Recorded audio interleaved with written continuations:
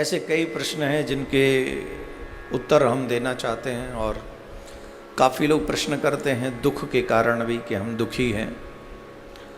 और मनुष्य जीवन मिला है तो छोटी छोटी कई चीज़ें ऐसी होती हैं जो सुख दुख का हेतु कारण बन जाती हैं। कई लोग पूछते हैं हमसे कि महाराज हमारे जीवन में कर्ज बहुत हो गया है, कर्ज चुकाना चाहते हैं लेकिन वो हम चुका नहीं पा रहे हैं, असमर्थ हैं, हमेशा टेंशन रहता है। हम लोग जो है ब्याज भी नहीं भर पाते, कोरोना काल में तो और भी बुरा हाल है। तो देखिए शास्त्रों में इसका एक विधान है। शास्त्रों में कहा गया है कि पहला आपका प्रयास ये होना चाहिए कि हम कर्ज लें ही ना। पहला प्रयास मनुष्य जीवन में आकर ये प्रयास करें अपनी तरफ से कि हमें कर्ज लेना ही न पड़े, क्योंकि कर्ज एक ऐसा विषय है कि अगर इस जन्म में बिना दिए मर भी गए तो अगला जन्म किसी न किसी प्रकार से लेना ही पड़ेगा उसे चुकाने के लिए। कोई वहाँ भगवान के यहाँ इसमें कोई समझौता नहीं है। तो इसलिए हमको क्या करना चाहिए, इसी जन्म में प्रयास करना चाहिए कि हम कर्ज चुका के जाएं। और स्पेशली बैंक इत्यादि का कर्ज ऐसा शुरुआत में तो ऐसे ऐसे प्रलोभन बैंक दे देती हैं जिसमें व्यक्ति कहता अरे इसको चुकाना कोई बड़ी बात नहीं, दे देंगे। प्लस बड़ा कोई काम करना हो, कोई फैक्ट्री इत्यादि खोलना हो तो बैंक से लोन लेते हैं, बाद में कुछ स्ट्रगल हो जाता है, प्रॉब्लम होती है तो उसको चुका पाना असमर्थ मुश्किल काम होता है और फिर मतलब समय से पहले उस टेंशन में हम लोग चले जाते हैं। तो मैं यहाँ पर आपको ये उपाय सिर्फ ईमानदार लोगों के लिए जो दिल से चाहते कि नहीं हम किसी का लेके नहीं मरना चाहते, तो उन लोगों को ये जो उपाय है अवश्य करना चाहिए। और मेरा मानना ऐसा है कि अगर आप ये उपाय करेंगे, 2-3 उपाय मैं आपको बताऊंगा, 100% आप कर्ज चुकाने में सफलता प्राप्त कर लेंगे। 100% का दावा किया गया है ऐसा। तो मैं किसी की बात आप तक पहुंचा रहा हूं, ये बात मेरी नहीं है, पहली बात है ना। तो सुने, अगर आपको लगे कि हम कर्ज चुकाने में असमर्थ हैं तो उन लोगों के लिए कुछ उपाय हैं। बाद में मैं इसका वीडियो बनवा के भी ये हमारी मीडिया जो सोशल मीडिया के लोग हैं ये आप तक पहुंचा देंगे। बस इतने का ही वीडियो जिससे आप औरों तक भी पहुंचा सकें। एक नारियल लें और उस पर नारियल पर चमेली के तेल से और सिंदूर से एक स्वास्तिक बनाएं। चमेली के तेल और सिंदूर से स्वास्तिक के चिन्ह बनाएं और कुछ भोग उस पर लड्डू इत्यादि रख दें, थोड़ा सा रख कर उसे रख कर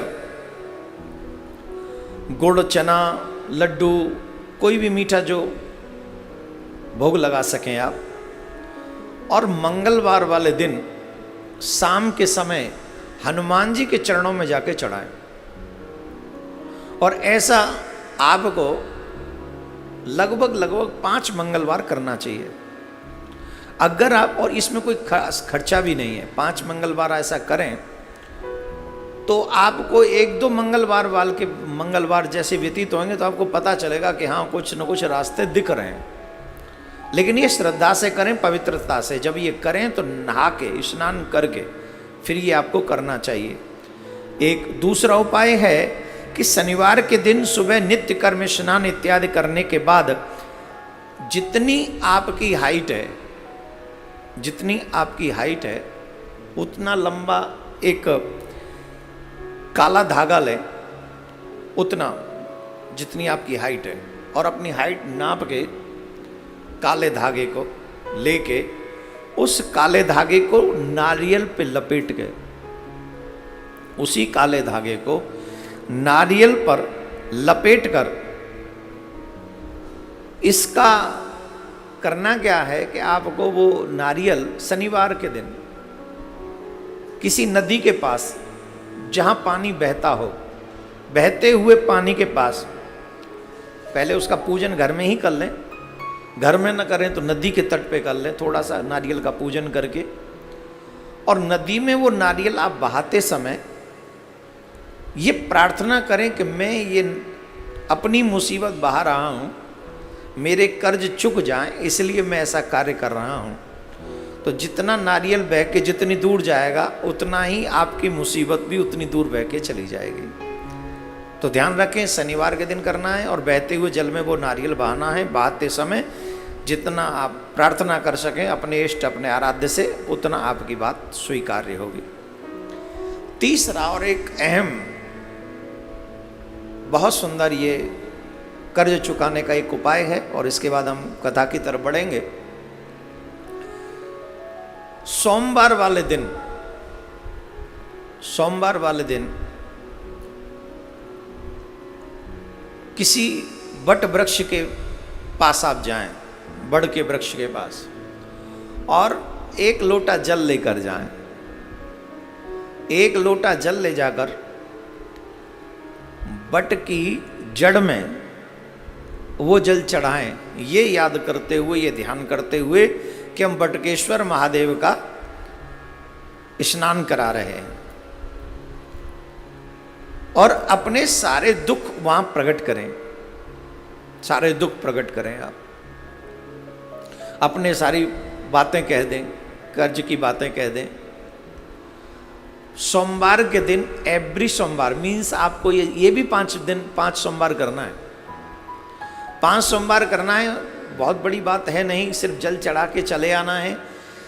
तीसरे अथवा 5वें सोमवार वाले दिन आपको उस बड़ की छोटी सी जड़ वहां से ले आनी है, जहां आप नित्य जल चढ़ाते हैं वहीं से छोटी सी जड़ आपको ले आनी है, और उस जड़ को रख लेना है पूजा स्थान में 1 हफ्ते तक। और उसके बाद उस जड़ को किसी लाल धागे में बांधकर या तो अपने गले में रख लें अथवा आप अपनी जेब में रख लें।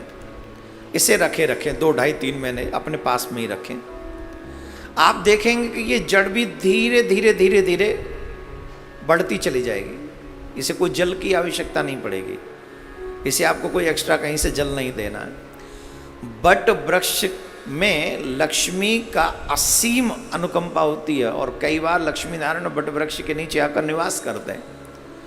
तो जब आप इतनी श्रद्धा से बट के वृक्ष के नीचे उसकी जड़ में जल देंगे, वो भी बटकेश्वर महादेव का ध्यान करेंगे, और 5 सोमवार आप ऐसा करेंगे, और तीसरे अथवा 5वें सोमवार में वो जो जड़ ले आएंगे और उसे आप अपने तन से कहीं लगा के रखेंगे, तो वो जड़ भी बढ़ती चली जाएगी। और ये जड़ ज्यों ज्यों बढ़ेगी त्यों त्यों लक्ष्मी का आकर्षण होगा, और आपके घर में लक्ष्मी की कृपा होगी। और जब लक्ष्मी की कृपा हो जाए तो फिर तो कर्ज अपने आप चुके ही जाएगा। तो ऐसा ये उपाय कर्ज चुकाने के लिए मैंने 3 प्रमुख उपाय जो कहीं पढ़े अथवा सुने, वो मैं आपको बता रहा हूँ। आप अपने जीवन में अप्लाई कीजिएगा, भगवान भोलेनाथ कृपा करें और ये आपके काम आ जाएं, तो आपके ऊपर भी जो बैंक का, पड़ोसी का, रिश्तेदार का और किसी का भी कर्ज है वो कर्ज उतर जाए। लेकिन एक कर्ज मेरा भी है, वो भी टाइम पे देना, टाइम पे देना। और वो कर्ज क्या है? जब जब आप कथा सुनते हो तो दूसरों तक भी ये कथा पहुंच जाए, ऐसा प्रयास आपको करना चाहिए। यही है हमारा, आप सुनते हो, हम सुनाते हैं, जन कल्याण हो जाए, दूसरों तक भी ये पहुंच जाए, यही हमारा मनोरथ है। एक बार जोर से फिर बोलना पड़ेगा, ऐसे नहीं।